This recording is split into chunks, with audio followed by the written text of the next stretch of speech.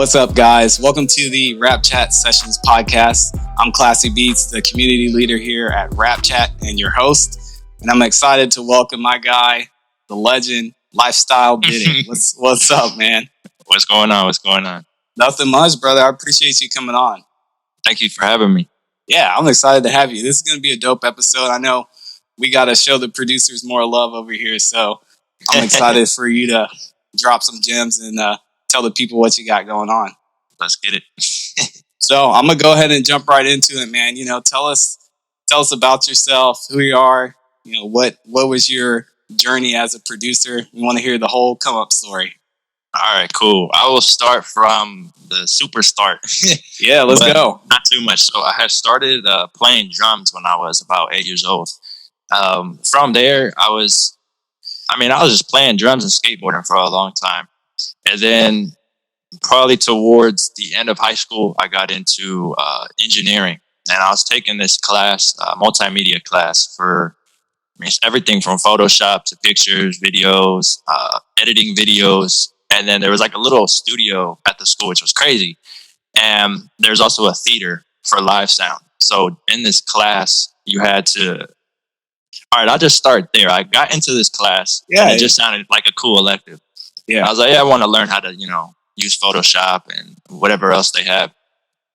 So I was learning all this stuff from the teacher, and then we'd have to go out and do like film projects as groups and stuff like that. And then there was like a segment of it where we started learning audio, and he would just like bring up EQs and stuff just to try to show us like how to make a video sound better. And since there was like a little bit of a studio at the school, it was just like an extra room, but they actually had some monitors in there, like a little mix board and stuff. Oh, so we'd nice. go in there. Yeah, we'd go in there and do like voiceovers for videos. And then we had to do the school news. And there was like a green screen in there. So it was like pretty much like a whole media elective thing. But I got real cool with the teacher. And then he started seeing that I was real interested in the audio part of it. Mm-hmm. So he started having me just kind of record everything that needed to be recorded and kind of like mix what I thought I was doing, mixing, or at least the small bit that I knew, stuff for the school pretty much. So from there, I just fell in love with it. And during that class, if I wasn't doing anything, I got on my work, then I'd just be watching videos, mixing. And I was like, yo, this is like super fun. And then when we had live performances at the school in the theater, we'd have to, you get assigned, all right, you're going to run the board, or you're going to run the spotlight, or you're going to be like the little usher and stuff like that. So I started getting hands-on with like setting up mics, mic placement, learning, live mixing on the board, just a bunch of it was just a crazy like class, man. And I was blessed to be able to be a part of it. So anyways, from there, I fell in love with mixing, and I was like, this is what I want to do. Like, I want to tap into doing this. So I was like, I'm going to record my drums. Pretty much, that was like my first thing. So I was like, I got to get a job to get some money to, start engineering. Like, I don't know really what I want to do, but I want to record people. So I had got a job. I was 16 at the time, super part-time, just weekends, making no money because, it's super minimum wage. You're doing it for the love, right? Hours. I mean, yeah, you're young, so you're on like a what do you call it? Like a work permit, I think it was. So you can't work a certain amount of hours and all that stuff. So it took a long time, but I had saved up, at that time for me, a lot of money. But in real life, especially paying bills and stuff, it's no type of money. But I saved up at that time a lot of money, and I bought, my first little pieces of gear. I bought Cubase, which was like the most expensive thing I bought. That was like $500. So that took months to get. Then I got some KRKs. And I got like a little custom built computer and just started learning mixing. And from there, I was recording people, and I hadn't even got into making beats yet. So you know who Tim is. So Tim and shout out to Tim, man. Shout out to Tim. So him and a couple other of my homies were rapping. Well, he was the first one rapping. And then he was doing it before all of us. Because we all grew up together, skateboarding, just hanging out. We went to school together. Yeah. So I told him, like, let me record you. Long story short, he was telling me to make him a beat. I didn't know how to make beats, but I was like, I could try. I played drums. Like, I guess how hard could it be? Maybe right? make beats. Bruh, drums didn't help at all. So I get, Yeah. I mean, patterns and stuff, but that doesn't translate into a DAW. I don't know. At least for me, it didn't do anything. So I started pretty much just learning how to make beats. And if I could go back at that time, I wish I would have known to upload my beats, especially on YouTube. Because right then, and even Tim was searching type beats on YouTube and rapping in them. Like I remember being at school and he'd be rapping the Mac Miller type beats and stuff like that. That's and it never crazy. it never clicked. I never understood any of that. And if I could go back now, and even though my beats weren't good at all, and be able to upload them to YouTube and stuff, I'd have been able to enter that at least the very beginning stages or phases of it, and probably been. I mean, I would think because there was less people doing it, I've probably been able to rank pretty quick. Yeah. But no idea on knowledge of that. I was just recording. So recording people, mixing, doing all types of stuff. Then I slightly got into making beats. I started making beats probably for about a year or two after that. And then I had this idea that I wanted to go on YouTube and teach all the stuff that I learned from my teacher, the stuff that I learned on YouTube. And I always thought the tutorial thing at the time was kind of cool. Like all the ones that I watched and stuff, it was like, yo, that'd be kind of cool to do something like that, be able to give back and see if I could teach. Because I always taught myself doing it in sessions. I'd be explaining, I always go back to this, but this was something that would definitely be explained a lot. Is like when I was using auto-tune or something, I'd be explaining to an artist how they can kind of sing with it to get it to react a little bit better. And that was from an interview that I was watching from T-Pain. Because, it's one of the greatest to use it. And a lot of the reasons why a lot of that technology is so well used, or I don't know what I'm trying to say, but it was just this interview that was he was I can't really remember, but he was explaining how he doesn't just use it. He uses auto-tune and doesn't let auto-tune work his vocal, if that makes sense. He understands it so much that he knows if he sings this certain way that it'll, make it sound like this. I'm gonna send you that interview after. I remember it was really dope. But anyways, watching that, it was crazy. So watching that, and my memory is very spotty on it because it's been so long. So that's why I'm kind of trying to figure it out.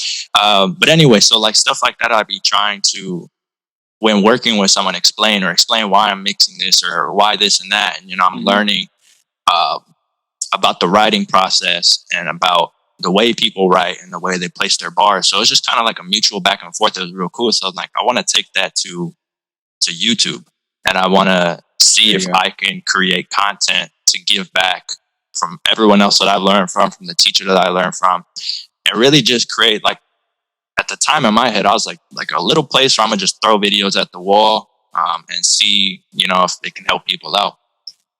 And it was addicting, bro. It was fun. I would just make videos and I was working too at the time, and I'd just be making videos right when I got home. And it was the beginning of it. So I had video ideas for days. I'm good for 2 years. I had so much stuff I could cover. So I just making tutorials. And then you were there from the beginning. We can't forget about that, bro. One of the number one, day one supporters of the channel back when I was... still the number one supporter. Yeah, for real. And I remember having a conversation with you once, and I was telling you, I was like, bro, I see you everywhere.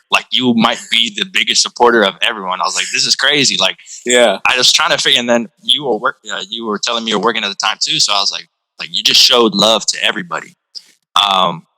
Genuine love too. I would see you on everyone's channel, and I was just like, this, it just seemed like a cool dude. And we had not talked at all during that time. Here we are years later.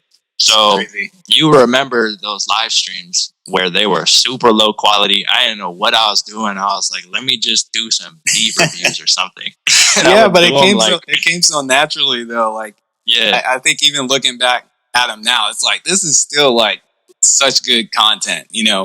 Obviously you've come a long way, but the quality of the content was there, so it was definitely worth it. Appreciate it, bro. The quality was there, but the setup quality, I had no mic. There was a fan. I had AirPods in, or not? Yeah, AirPods, the iPad, right? The earphones, or whatever they were called, the ones with the wire. I'm like, we got AirPods now. I'm not even thinking, just the iPhone headphones. And then I think I was using I don't even know. I didn't even have a camera at the time. But yeah, so just that whole little journey ended up ending on me being able to go full time with producing, teaching, and selling beats online, kind of all together. Like when someone asks me what I do that isn't in our like area of music, I guess I don't know what you say, but if I say like, oh, I sell beats or something, it doesn't like.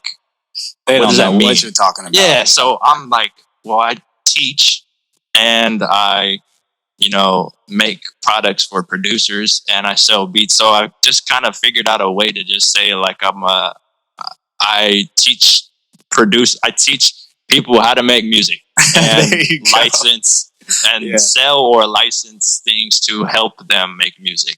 Right. And I think it kind of helps a little bit more, makes a little more sense because if I sit there and say like, yeah, I like sell sample packs and beats, huh? Yeah, they're like, sample pack. What is a sample? You're like, yeah, you know the little part of the you know that part in the song that isn't the drums that you hear, like the little ding ding ding things and like the pianos in the background, and they're like, no. Yeah, never mind. I make music and get paid for it. Yeah, exactly. Yeah, well, good luck to you. Yeah, for real.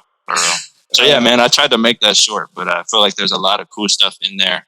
Oh yeah, no, I'm gonna dig into that story for a minute for sure. Cool. I know you mentioned the studio that you were actually working in the studio. So talk about that a little bit more. What was that experience like? Actually, and I know you were engineering, but tell the people about it. What that was like.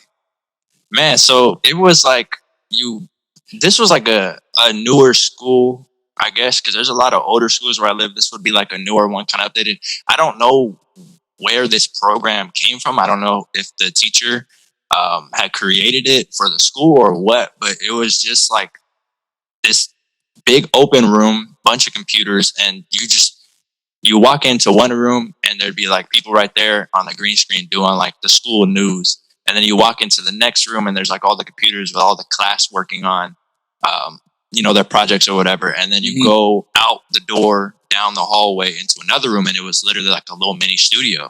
Yeah. And there was like a little live room, and then another door where you'd go into where the small mixing console was. It wasn't like a full mixing console. It was just like a little, like a USB type mixing board, maybe like 20 faders into like a computer. And then there was some M audios and like a cool little studio desk. And I think we're using Logic. So I would mostly be recording like anything, like voiceovers for people's stuff. They'd be in the live room. I'd just set up a mic, record it. Then it started getting to like, the choir teacher wanted to record his students. So then he'd bring them all in, and I got to figure out how to record 30 people singing. That's crazy. And then like they would dub it over like a song or something to use it like the talent show or the rally or something. And then people started recording. My teacher would let kids go in there and record. So it was cool. It was like people that were rapping at the time that knew about the little studio at the school would come in with some MP3s or whatever, and I'd record them. So we're just at school, like recording, like it was crazy to think about. And then after school, if the teacher had known, like the kids in the group or whatever, we could all get together, and he'd be staying there, like, grading or whatever. And we'd be able to stay in the studio and record, for a little bit, and then come back the next day and finish it. So I was just recording people. And then I was like, I got to do this like for real outside of school. Yeah. So that's when I got the job and got my own little setup to start doing it. But yeah, where I was just recording a bunch of stuff at school. It's really crazy to think. I don't know like how many schools randomly just have this. Super unknown to me, because all the schools I went to before that, I mean, you don't have anything. You probably have like band or something. Yeah, nothing like that. I mean, that's crazy. Yeah, super crazy. So that's what I'm saying. Like, I'm pretty sure he must have brought that or something, or brought the idea, because like, I don't know, but it was dope. It was something that I'll never forget, and something that definitely I think I'd probably still be making. I don't know what I'd be doing. Probably playing drums still or something. Like, I don't know another way I would have fell into that. Yeah, I mean that's good. It's kind of crazy to think how the chain effect of one person just taking the extra time to make that possible for you grew into your entire business. It's crazy, man. Yeah. Yep. Shout out to him, bro. Yeah, shout out to the teacher. Yeah, that's a dope story though, because I think it's important to kind of see the journey of where you started, and how hard you had to work to get to where you're at now. You got over 100,000 subscribers on YouTube, which is insane. And you did all this. I want you to kind of talk about this too. You did all this while you were working, which I think is something you just kind of skipped over. You got to give yourself more credit, man. Yeah. Up until recently, even. Yeah. So, shout out to Robertson, man. He was the one that put me onto a lot of this stuff. The teacher. So, yeah, during the time of, so you want me to talk about working and like the YouTube come up? Yeah, talk about the YouTube come up. Like, what was that like working and still trying to build, this entire business or structure even? Okay, cool. So I was working at that time pretty much full time. Man. And when did I start my channel? I was probably 19.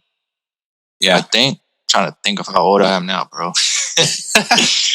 In the mid 20s somewhere, right? You're still young. Yeah. Yeah, I think I was 19 when I started the channel, or maybe 20. I don't know. I'm probably messing that up. But anyways, I was working at the time, and I had like this schedule. Well, I think I fell into a schedule before I knew it. So it was just making random videos, and I was like, all right, I gotta upload these. I'm gonna guess. At the time, I had no idea. I'm like, I'm gonna do it like a couple times a week, or see where it goes. And it started to just become a habit of either on my off day or when I get off or before I go in, I'll record a video. At the time, I wasn't doing as much editing. I would kind of just one shoot them, and I was like pretty good at it after a while practicing, because my first couple videos were very awkward. Like I was like in front of the thing, I was like, all right, today. My bad. I'm looking like, so I'm trying to look. Oh, here's the camera. I just look at the camera. I'm like, today. I have some of them, man, and I'm like, I just look mad because like I'm trying to like remember what I'm saying, and I had it written out.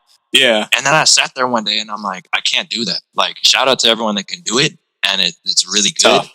Yeah. But I can't. I have to just freestyle it. Like I have to just cut it on and go to the tutorial. And I still do that to this day, because anytime I've ever tried to like read a script for a video or something, and I want to create something cool, like, all right, I want to like, this is exactly what I want to say. I want to have a transition here and do that. Yeah. I can't say it without it looking like I'm reading it and really thinking about it. And it wouldn't come off the same. So I started just like, all right, I'm gonna just whatever, hit record and just start the tutorial. And they would just like, some of them like halfway through, I'd be like, and then I get back into it, and I just because I was like, yeah. I remember that. You're like, sorry, guys, hold on a second. Let me look at my notes. Exactly, bro. I'm like, I'm gonna have to just. This is the way I'm gonna have to learn how to do it, because I can't read off of like. It just didn't work for me. I just had to just make the video. So yeah, working full time at the time, I was just fell into a schedule of making sure I got a couple videos done every week. I think I used to do it like every 2 days. I think I'd upload a video. Mm-hmm. We're talking a few years back, so I'm trying to remember. And then I'd just go to work, and then I'd come home. And then when the schedule got like very like consistent was when I had to get 2 jobs. So I started a second part-time job because I wanted to transition into that full-time, but you had to start part-time. Which I'll talk about in a second, but that was being a janitor for the school. But you got to start, the ground up. You got to do your part-time subbing, stuff like that. Mm-hmm. So my other job, I was cleaning as well. So I would do both those jobs. And that's when I was like, okay, now I need a schedule of what I'm going to do. So I would literally write out like, let's just say, all right, today I work at, I don't know, the first job would be like maybe 5 p.m. So I wake up, eat, blah, blah, blah, all that normal stuff. then I would be like, all right, today I'm gonna make a video, and then I'm gonna edit that video and upload it, because it was pretty easy at that time. Like I said, I wasn't doing too much. Like it was just straight, one takes. Mhm. So I'd upload that. Maybe that puts me at, I don't know, 2:30. But all right, then I'm gonna make a beat and upload, because at that time I was also uploading a lot of beats, which I'm back to doing now. Yeah.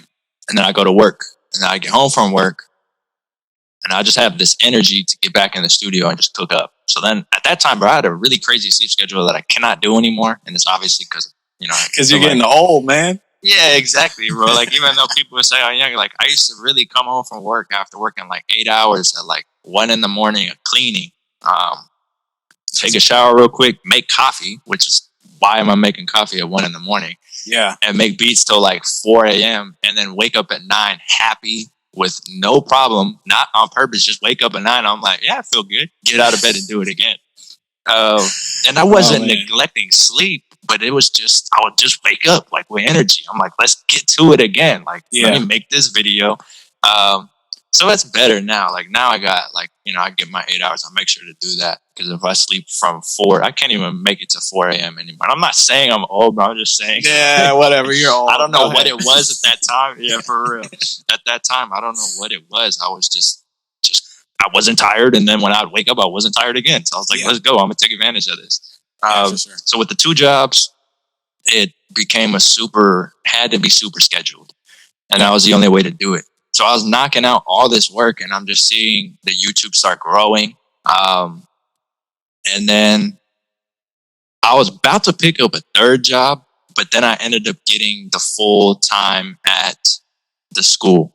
There you So go. that was the last job that I worked, and that was full time, Monday through Friday, like 3 to 11:30 or something like that. So I'd have to be done by making beats at like 2 p.m. Mm-hmm. So the only thing that kind of sucked about that was like when I get up at 9, 8:30, 9:30, whatever, after, you eat, maybe exercise, trying to figure it out, it might be 10:30, 11. So I only had 3 hours until I had to go to work. And I know at 2 o'clock, I have to stop working. Like, I got to get ready. I got to go to work. Yeah. So I was like, bro, today I can only make a video. So I just make the video, come home, edit it, schedule it. Then the next day, all right, today I'm just going to make beats. All right, today I'm just going to make samples.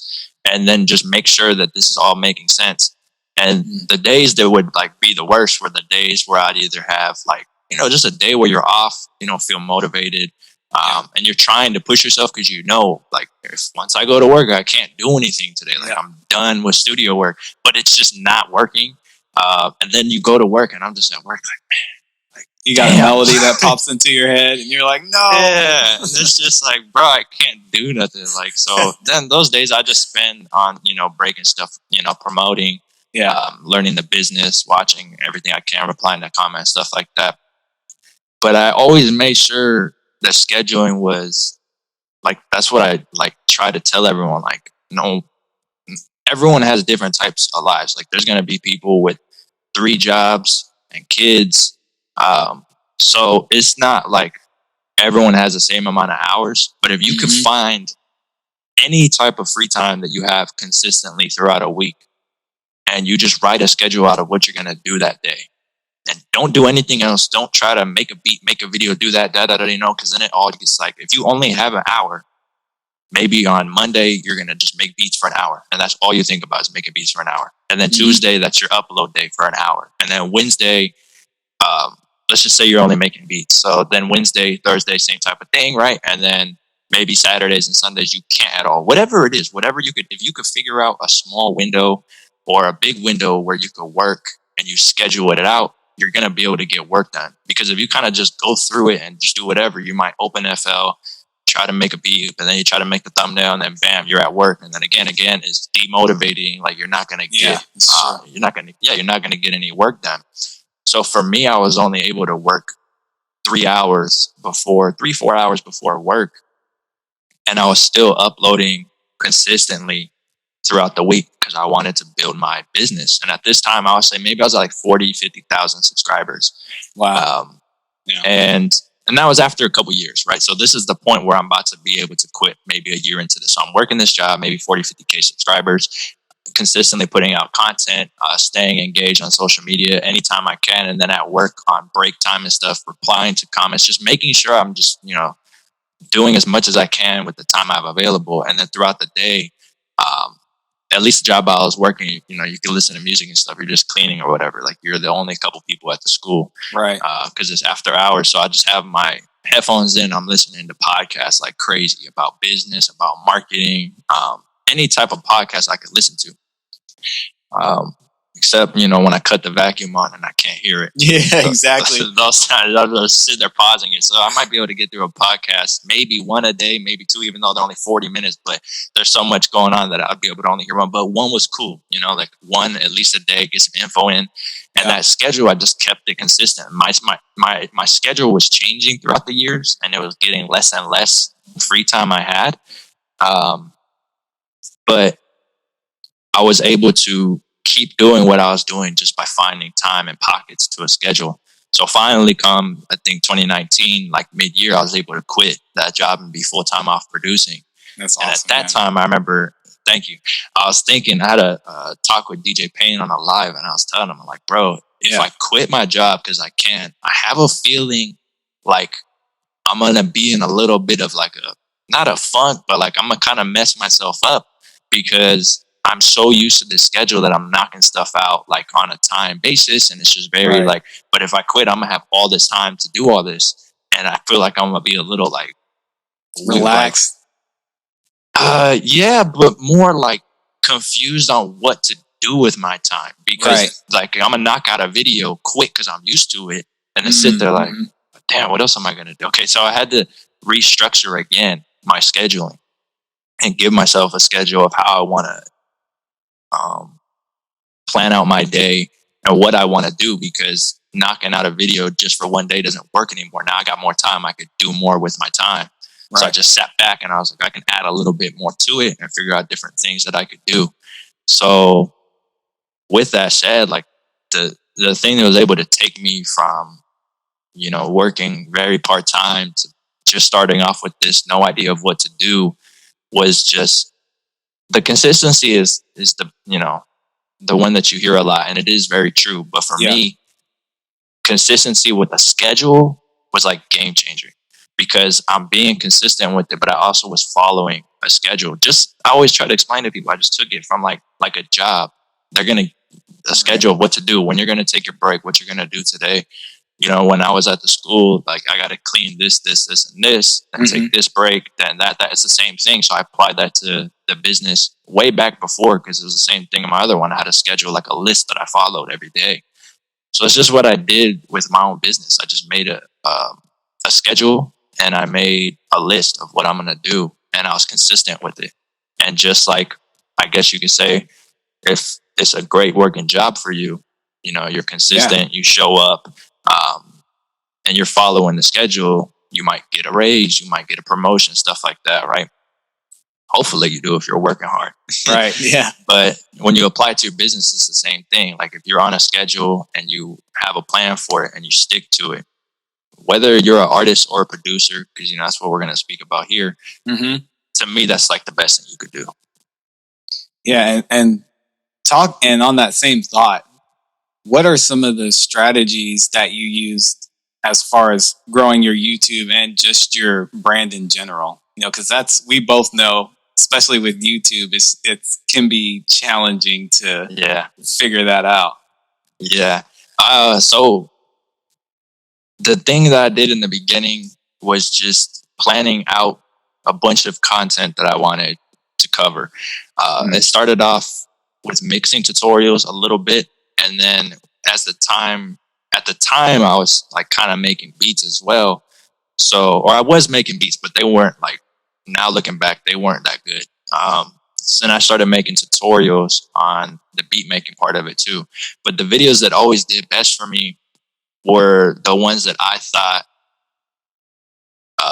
like maybe, go ahead. No, go ahead. No, after you.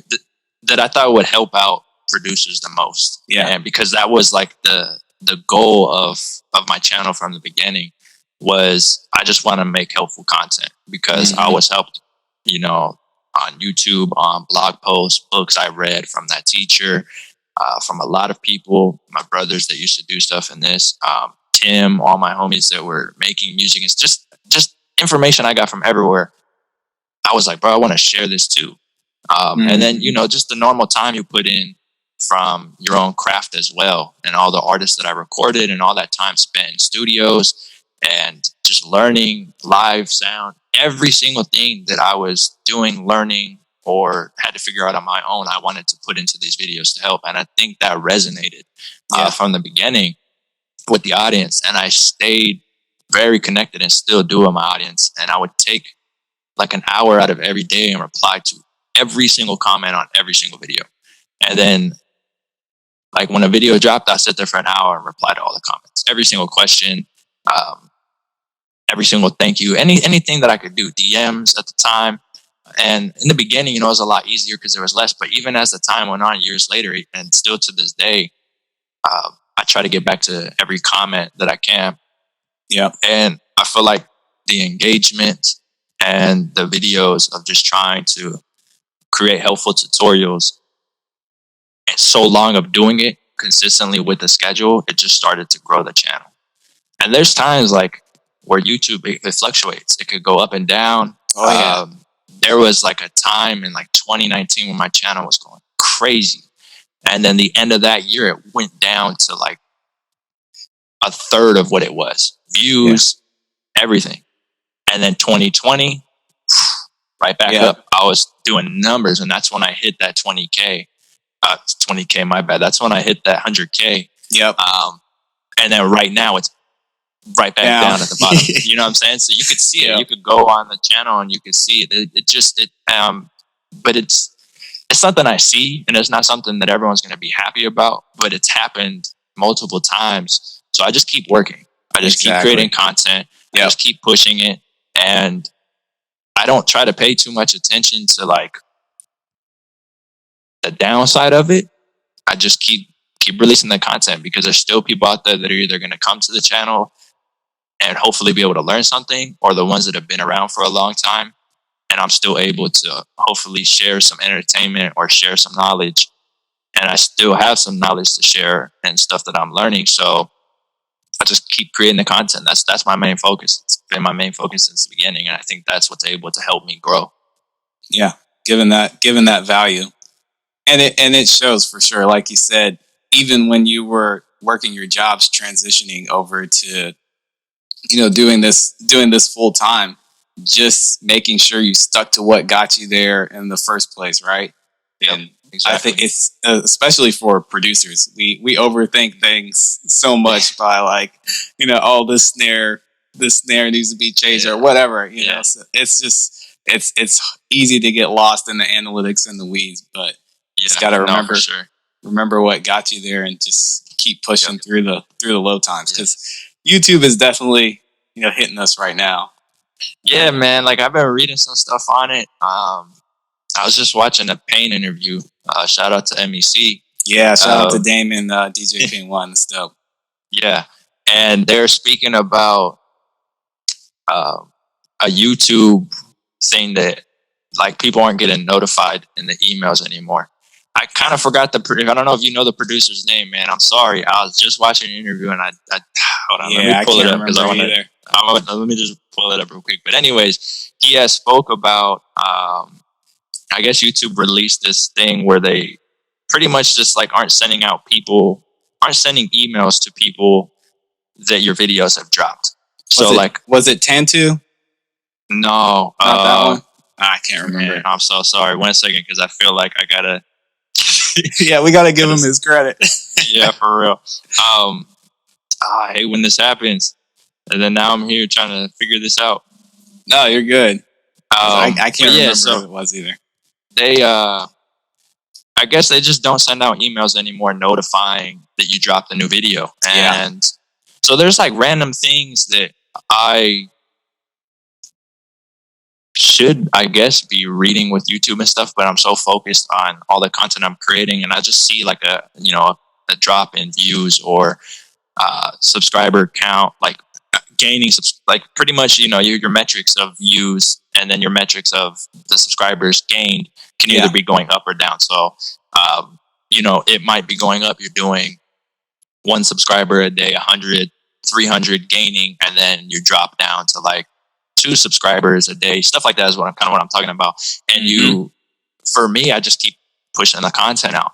But I guess I never really try to question too much if anything's changing on the platform. I'm just like, oh, maybe I just need to be putting out this type of content or that, and I just keep pushing. And then I'll see something like this be spoken about. I'm like, oh, dang, like that makes a lot of sense. Like, I wonder if that is, part of it. And then I don't know. Then I'm just like, well, I can't control those emails, so I'm gonna just go back, do what you can. Yeah, let me just go back to. I'm sorry, dude. I'm still trying to find this dude. No, you're good. It was. Bro, this is crazy. But anyways, I'll try to find it. But yeah, so for me, it's just keep pushing out the content. That's all I could do. Yeah, and staying consistent to it, and obviously trying to find different ways to grow and further the business. But I mean, stuff happens on social media platforms, So it's just good to stay consistent on all of the ones you're on, or if you're going to get on a new one, and just make sure, obviously, you're collecting emails if you can from people through sign up forms, not just taking emails, but, if you can get people to sign up to your email list and things like that, to where you're going to have the audience for a longer time if the platforms were to shut down. But when it comes to platforms, I guess I don't read too much into algorithms, stuff like that, but they change all the time, and if it affects me, I just keep pushing. Like, I don't know. I don't understand it. I don't really want to understand it too much, because I'm just going to focus on the content I'm making. That's what I'm there for. Yeah, and it makes sense, especially like you were saying earlier, that if you build that fan base, you give that value, the people, you're going to have ownership of your fan base. So whether it's on YouTube, whether it's on Instagram, wherever, you can be successful and thrive, whatever happens to the platform. So I think focusing on that is so important. That's something I've personally been focusing on the past year to 6 months to a year, just because I see what you do, and you see what's happening on YouTube and even Instagram today. There's crazy things going on with Instagram. So just taking sometimes. Go ahead. Oh, my bad. Go ahead. No, go ahead. No, you're good. I didn't mean to cut you off. I'll be doing that sometimes. No, you're good. No, go ahead, man. You're good. You're good. Just because you brought up IG, I was gonna say, like, it's crazy because I'll watch like story views, and I mean, I'm pretty sure you see this too. Sometimes your story will be like a fourth of what it was the day before, and then the next day the number's like 5 times that. You're like, huh? And it might be like the same type of content. And the dude's name was Cloud9. My bad. I just found it. I was thinking that was his name, but I wanted to make sure. Yeah, Cloud9. Shout out to Cloud9. Yeah, for real. So just like you were saying, like, you just gotta like stick to it. And I feel like, I mean, you're another prime example of that. Like I was saying,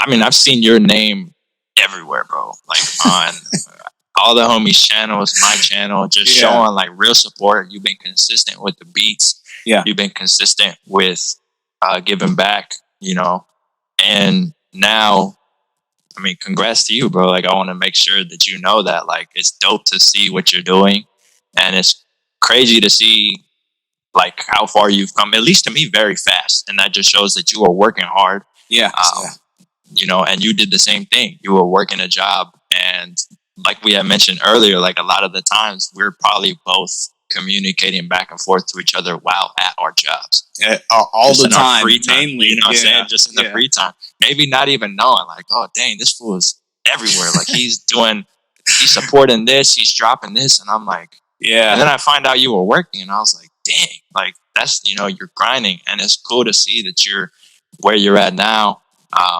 So shout out to you, bro. Man. Congrats on everything you've been doing. I just wanted to make sure to mention that, because it's crazy. Like, for anyone that doesn't know, me and Classy have known each other without knowing each other for a long time. 4 years, maybe. Yeah. And just talking back and forth without even, like, I don't even know if we've ever, for like the first year and a half, it was just random, like, back and forth, not even really like, oh, let's like cook up together, let's do this. It's just normal, just talk. And now, you know, we're collabing, we're doing this interview, and it's just crazy. It's crazy to think back, and I I feel like I knew since like the couple first times I seen you on the channel, I was like, this was it's quick. And I know, just because your work ethic, you know what I'm saying? Like I knew that it was gonna be up for you, and it's dope to see it. Yeah, I appreciate that, man. And it's funny you say that because I was just really motivated by you and a lot of the other guys that we came up with on YouTube and in the music community, because I knew you were working, I was working, still trying to make the music work, and it's like I owe it to the guys around me just to keep pushing, because you know, I don't want to quit and be like, yeah, I'm going to take off because I'm tired from working or whatever, because then you know that's going to discourage you, and you're not going to see me in the comments, or you're not going to see me posting videos or beats, even though they were absolute trash. And hey, bro, I'm right there with you. Classic. I listened to my old beats and I'm like, yo. But it's crazy. Yeah. It's crazy. It just shows, you know, we're not in the same city. We have similar paths as far as working jobs and creating music, but we're kind of in like two kind of separate lanes, besides the part that we both make beats.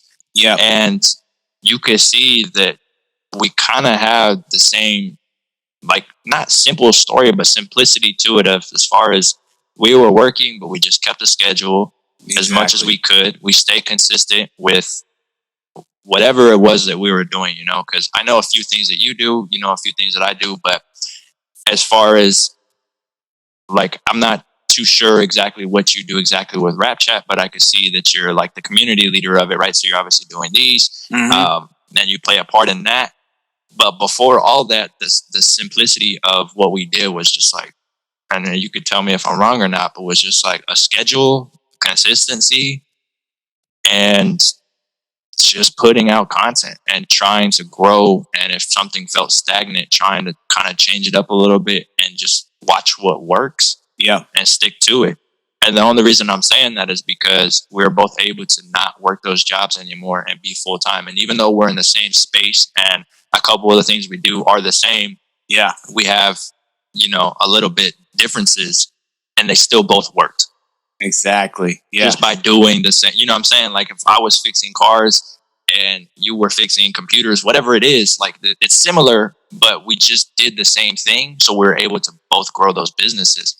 So that's why it's cool that pretty much anyone could do it. Like you really can. You literally just have to stay consistent. You have to make a schedule. You have to have a plan with it, and just stick to it and just wait it out. And the time differences for me, it took 6 years. Some people it's quick, some people it's longer. It just really is about sticking to it, you know, staying to your passion. And just, at least for me, I needed to see that I could live my dream, even if it was for 30 days. Yeah. Like even if I quit that job and I did 6 months, and then out of nowhere, like I woke up the day after that and couldn't do it anymore. I know that sounds crazy, but I'll still be able, at least in my head, and say able to think like, dang, at least I got to do it for 6 months. Like I got to do it. You know what I'm saying? I wasn't working. I was able to do that. And it's just crazy to think about and see. And you see this everywhere. Everyone might do similar things when it comes to music, but they have different come up stories, but you'll see a lot of the same similarities as far as what did you do to get there. And it's like you keep seeing it kind of repeating and repeating, that it was just a lot of consistency, scheduling, and making sure that you're trying things that are working and sticking to like the core one that worked for you to get to where you are now. And that's kind of my question. The only question I have for you is what for you, for me, it was like the YouTube thing we're talking about. So that's like my core.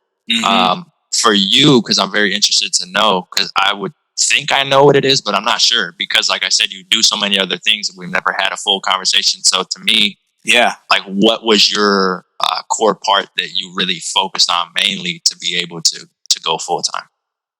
Yeah, that's a great question. So for me, one, it was consistency, right? Because you look anywhere on YouTube, and the one thing you're going to find on YouTube and in business in general is that you just have to be consistent. And as long as you're putting in the work every day, over time, you're going to get better. You're going to build a larger fan base. You're going to build more customers, right? But for me, I think the biggest thing was looking for opportunities to find people that wanted my beats, looking for opportunity to where I could actually give value. And that was, I guess I'll have to tell this story one day, but that's the biggest reason I kind of got with Rapchat and started uploading my beats to Rapchat, because shout out to Curtis King. You know, he talked about it a few years ago and was doing something with Rapchat. And I was like, man, this is a big opportunity and nobody's utilizing this.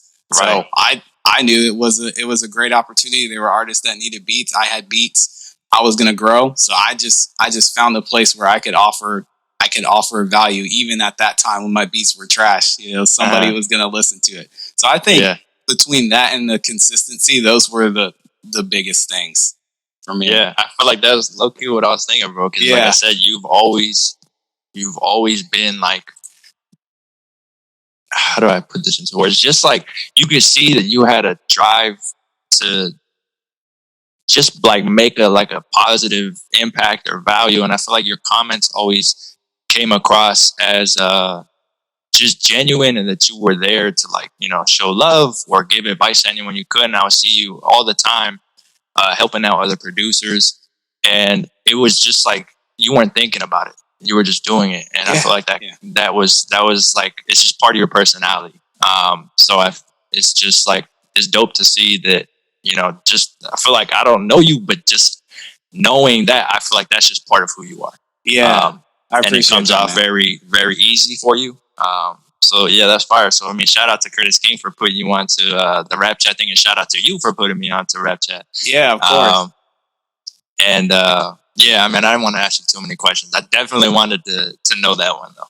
Yeah, no, and I'm glad you asked, because that just brings up a good point. A lot of times, which is not necessarily a bad thing, you want to grow, but a lot of times, especially in our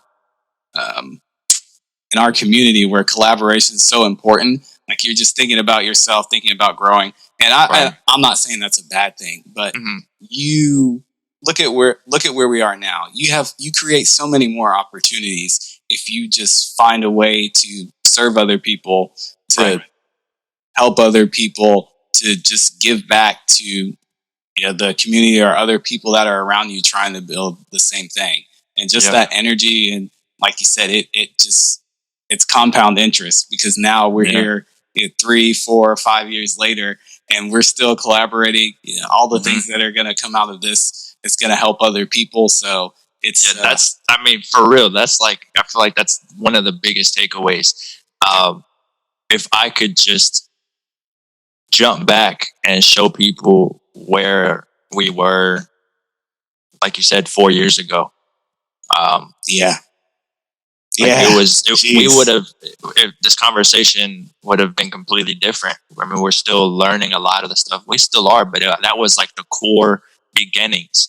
You know what I'm saying? So it was like the super grind of, all right, what we know, all this stuff that we want to do and try, and all the value that we want to try to bring because of all the value we got from others, and be able to give back. But it was still that beginning stages. And then now we could look back and have this conversation, and it's just cool to be able to see, like, it worked. You know what I'm saying? And the crazy thing is you could choose to help others like someone helped you, right? It might have been one video you watched on mixing where someone taught you how to set up a mic correctly. And it finally clicked. And then you had an artist come over that was like, bro, I can't find any good engineers, and like, no one can track my vocal. And then you're like, you don't say it, but you're like, I just figured out how to set up a mic. Like, really, I studied this for like a couple of months. Hold on. And you track them, and you're just a good tracking engineer. And then you know how to mix a little bit. and then bam, you make like a super client. And let's just, I'm going to take it far enough. That person blows up. You're their personal engineer, or from them word of mouth goes. And now you have the go-to spot of a studio for engineering and mixing. Exactly. And you can flip that into the value that you got maybe from all those videos and stuff you watch to be able to create that next, not you as in that sense, but as in that next person that's going to watch your stuff or consume your content, that you're able to help them, elevate their game the way others helped you. And that's kind of just what I thought about it. And after all the time of doing it, just, it's fun too. It's fun. It's content that obviously is helping others, but helping you as well. And then you're building your platform, and then you can start to provide content or services and stuff like that. And you start making income off it, and you're able to live off it. Mm-hmm. But for me, I never want to forget that core foundation of what it started on. And that was just me trying to give back value. So I always make sure that I do that. And you're doing the same thing. Yeah, it's funny that you say that, because I know I wrote it down. I'll have to find it in my notebook. But just one of the top 5 things I wrote down is I wanted to be able to inspire other people. And that's just so important. And I know that's one of the things that's helped both of us get to the point we were at. Even just our relationship, seeing you posting videos consistently and getting better, and the value you were even giving to me in those videos, and me being able there to support in whatever way I could, and then growing here and being able to say, hey, you need any mixing advice or mastering advice, or now you're doing melodies. And shoot, I even remember a video you did about taxes that helped me out. So I was like, go check out LifeStyleDidIt. So it's just, it's cool to see it kind of played out. And from here, I mean, it's not going to get worse. Just like I was saying with making music, you're only going to get better the more you work at it. So it's going to be cool to see what happens in the future. Yeah, for real. I'm telling you, man. I mean, you hear it a lot, but really anyone can do it. It's true. It's true. Anyone could do it as long as you have the consistency, the discipline to do it, and the schedule. And just start with whatever you got. I mean, we both mentioned at the start of it, I didn't have this microphone. I didn't have these headphones. I didn't have the camera I have now. Yeah. I looked around and I said, what do I have to where I can make a YouTube video? And I did a little bit of searching of how to, kind of create one, whatever. And I just ran with it. And it wasn't a DSLR. It wasn't a mic. It was some headphones, because since I didn't have a mic, or since I didn't have the proper setup, I couldn't play the music out of my speakers, because obviously it'd bleed into what I was using to record the video. So I just had to plug in some Apple earphones, and it looked like I was mixing on these Apple earphones. So you get a lot of comments like that, like, "Are you really?" It's like, no, I'm just using these for the beat video so I can hear what's going on, so it doesn't bleed into the audio. But you can hear the fan on, and I was just like not very. I was just, like I said, I was just pretty much freestyling these videos and just having fun with it. And then, over time, you start to get better gear, and you start to articulate yourself and your words better because you get a little bit more comfortable. Yeah. And that's, for me, I just didn't think about it. I was just the same way I am now. I'm just uploading. And when I get this and I upgrade that, okay, now this sounds better. This sounds cool. But I wasn't sitting there thinking like, dang, I don't have this or I don't have that. I was just like, I'm going to just work with what I have. And that's what I'm saying. Like, since as long as you can have that, maybe you have some value to provide, or whatever it is, and whatever you do, just do it. And then over time, your quality or whatever will improve. Because if you go on anyone's YouTube channel, anyone's Spotify, anyone's SoundCloud, whatever it is, and you go back to the first and compare it to now, if it was consistent over years, you're going to definitely hear the improvement. Exactly. But that's the part of it. And that's the same with, the marketing of it and stuff like that. So I guess like the last quick thing I'll say on this is, besides all of this, study the business of whatever you're in, and study marketing. And I had some notes written down. And if you're working and you have the ability to listen to some podcasts while you're working, any type of free time you have, or your drive to work, whatever, just those moments when you have free time, study the business of it. MEC is a really dope podcast that you could throw on, just throw one out because I was just listening to it. Yep.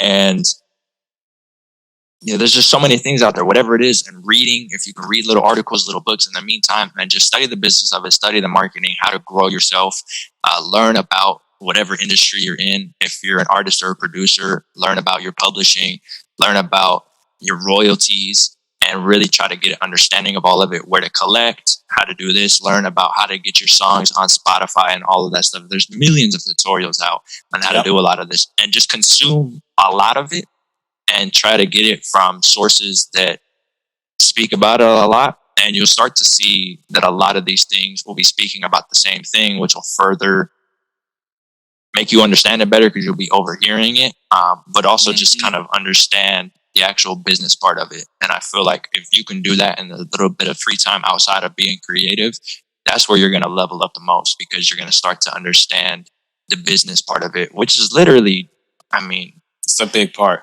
Yeah, I don't know if I'm going to say it's bigger or if it's not. I guess it depends, but it's huge. It's huge. Absolutely. It's definitely, I mean, there's a lot of things that for both of us, I mean, there's a lot of stuff that I had to like drop the ball on to understand it, because there's going to be a lot of times where stuff comes up to where you might not know, you know what I'm saying? Like, there's times where, like, let's say we did this podcast and I didn't know that I plugged my mic into the wrong input. And then at the end of it, I hear and it wasn't even on, you know what I'm saying? Just terrible analogy, but I'll just say like just understanding more about what you do, the business as much as you can. But sometimes you're just going to have to take an L to learn, you know what I'm saying? So that's kind of what to circle back on that terrible analogy was like, I might have to have this interview go without audio to understand that I plugged my mic into the wrong thing on my interface, which didn't happen, but just going to have to take L sometimes, like I'll make a really cool tutorial and I didn't have something on to record. And I'm like, I'll never do that again. And I lost like one of my greatest videos to what I think. And I'm like, well, now I know, so that's going to happen a lot with the business side of it too. Like I had a video where I spent like $1,000 on ads with no return, and I made a video kind of making a joke and laughing about it, but I had to learn like drop like a rack on advertising for beat advertising, and it was through Google. Yeah, I've been there. It was just, I think I had like a terrible setup of keywords and stuff, and the click-through rate was really, really bad, and I was paying a couple of dollars for a click and not knowing back then. And I was like, well, I think this is how you do it. And like, I had some money saved up when I was working those 2 jobs, and you got no return on it. And it was like $1,000, and I was like, now I know a lot of the things that I didn't know. That's just going to happen. So. No, that's awesome, man. And I think it's going back to one of the points you just made. You think of all the artists that are out there, all the producers that are out there, and the majority of them are good at marketing and the branding side of it, right? Mm-hmm. And that's why you'll see, you go on SoundCloud, you go on even Spotify or YouTube, and you're like, man, this producer is dope, man, this artist is dope. Why haven't they blown up yet? Well, one, it might be that they're not consistent enough. And 2, like we were just saying, their marketing and the business side of things is probably lacking. And, just not being afraid to invest in yourself and believe in what you're doing really goes a long way. I'm sure there's artists, different people could name that they're like, they shouldn't be on the Billboard charts right now, but they did good at marketing and branding and taking care of the business side of it, So I think that's it. That's a part that a lot of people miss. And I'm hoping doing podcasts like these and talking to people like yourself who have made it and were willing to do that will resonate in the community and make some changes. I think it's definitely cool that you're doing this, because it's just another source of information from a lot of different people that, again, like I said, someone could come watch 10 episodes and maybe hear the same thing 3 times. And then they're like, oh, maybe I should try to implement that. And then it works. Or they hear something in just one episode and it's only a couple of seconds of like, wait, I tried that, but I did this wrong. And then it's just information, more valuable information.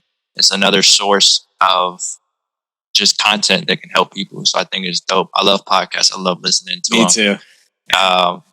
Yeah, for just have them on it. It's another, I mean, especially for what we do, since you're literally just, I mean, for me, once we cut the camera off, like this room's dead quiet right now. Yeah. So yeah. A podcast while you're working out, or a podcast on a walk, or a podcast in the studio is cool because it's like I guess it's like a human thing. You're just hearing other people talk, and it's just like nice background noise.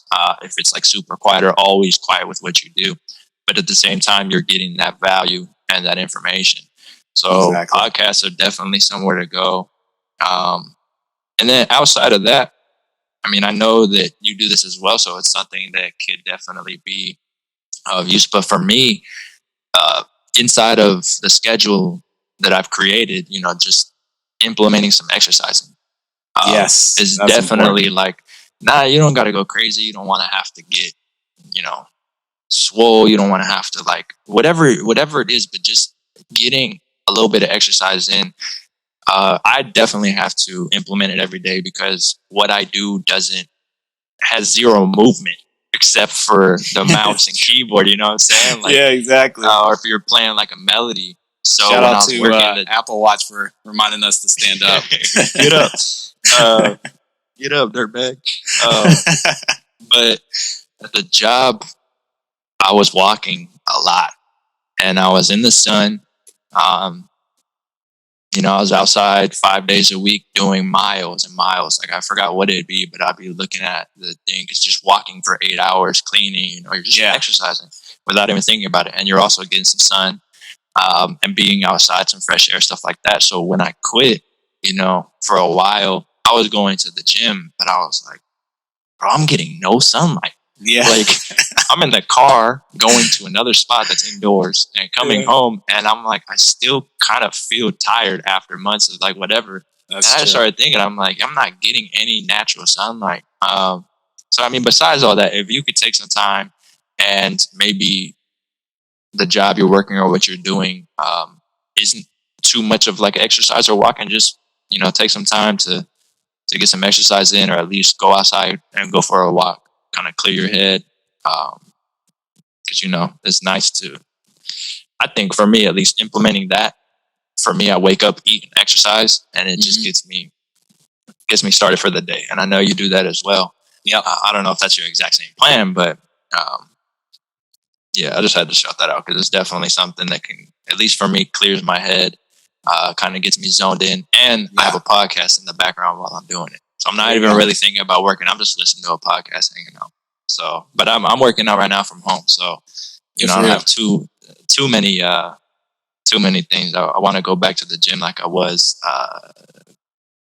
pre-pandemic. Pre-COVID, yeah. But for right now, I'm just at the house. Got a couple things, and starting to go on walks now since it's not 110 where I'm at anymore. It's cooling down. Yeah. I'm walking at night. I'm not out there walking in 100 degrees. Trust me. I wait till you're like, 2 p.m. This was just outside walking around. I wait, the summer night vibe where it's like 6:37. Just go for a nice little walk, come back, make some more beats. There you go. But I could talk all day, bro. My bad. No, you're good, man. I appreciate you staying because I know we kind of went a little bit over time, and we definitely have to do a part 2 because I had like 60 questions that I didn't get to ask you. No, you're good. We will next time. This is what I'm gonna say before, bro. I'm like, look, when I finish answering the question to what you think is answered, just cut me off. Just mute your mic. How long you been making music? 6 years. That's just how we have to do it. It's like, is this an interrogation or is it a podcast? What's going on here? Well, man, I appreciate you having me on, bro. Thank you. No, thanks for stopping by. I really appreciate it. This has been a great episode, and we definitely got to get a part 2 in. But Sure. Before we go, make sure you tell the people where to find you on social media, YouTube, all that good stuff if they don't know already. Everything at LifeStyleDidIt and the site LifeStyleDidIt.com. There you go. And we'll have the link to all the socials and Lifestyle's website in the description. Again, man, I appreciate you. It was good to talk with you, and we will definitely talk again soon. Let's do it. All right. Take care, brother. Appreciate it. You too. Thanks. Peace. Peace.